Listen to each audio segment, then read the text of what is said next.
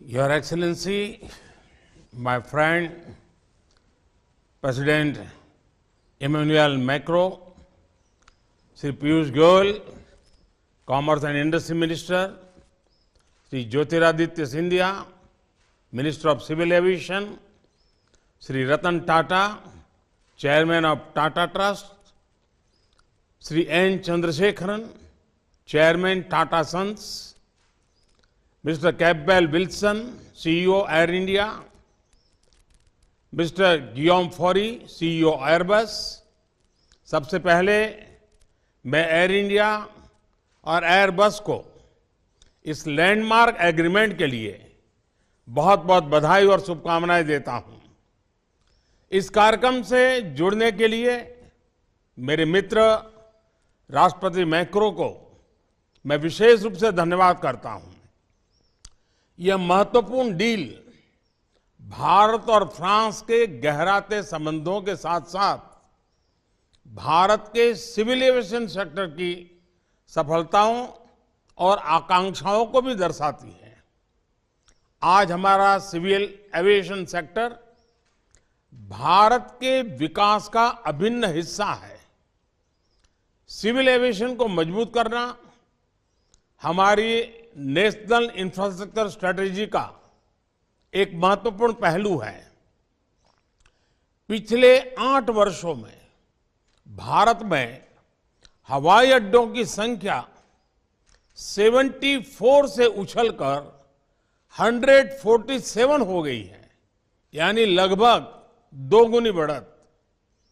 हमारी regional connectivity scheme उड़ान के माध्यम से देश के सुदूर हिस्सों की एयर कनेक्टिविटी से जुड़ रहे हैं, जिससे लोगों के आर्थिक एवं सामाजिक विकास को बढ़ावा मिल रहा है। निकट भविष्य में भारत एविएशन सेक्टर में विश्व का तीसरा सबसे बड़ा मार्केट बनने जा रहा है।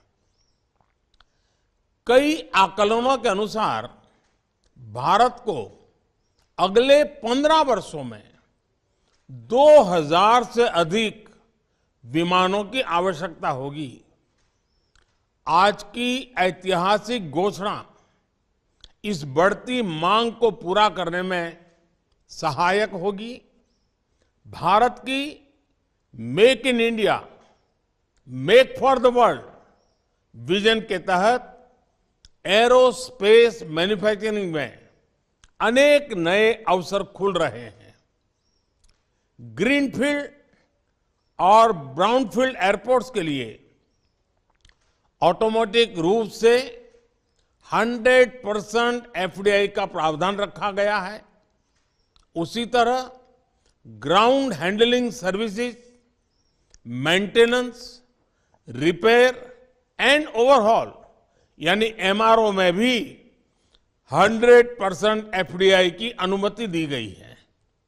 भारत पूरे क्षेत्र के लिए एमआरओ का हब बन सकता है।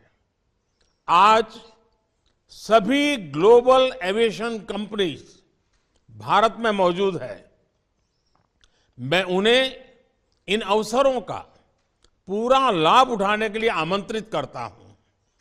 फ्रेंड्स, एयर इंडिया और एयरबस का समझौता भारत फ्रांस स्ट्रैटेजिक पार्टनरशिप के लिए भी एक महत्वपूर्ण उपलब्धि है। कुछ ही महीनों पहले अक्टूबर 2022 में मैंने वडोदरा में डिफेंस ट्रांसपोर्ट एयरक्राफ्ट प्रोजेक्ट के शिलान्यास में हिस्सा लिया था।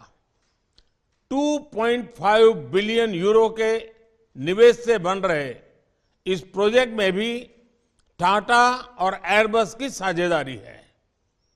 मुझे ये जानकर भी खुशी है कि फ्रेंच कंपनी साफरान विमानों के इंजन की सर्विस के लिए भारत में सबसे बड़ी एमआरओ फैसिलिटी स्थापित कर रही है।